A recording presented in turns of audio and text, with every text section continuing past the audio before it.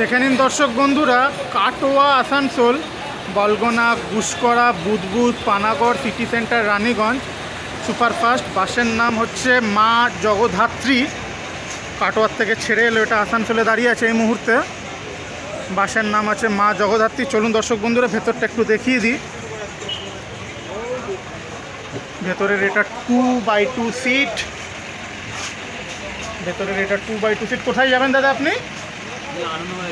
আচ্ছা আচ্ছা, চলুন আপনার যাত্রা শুভ হোক। ভেতরে 2x2 সিট। বাসের ভেতরের কেবিন এটা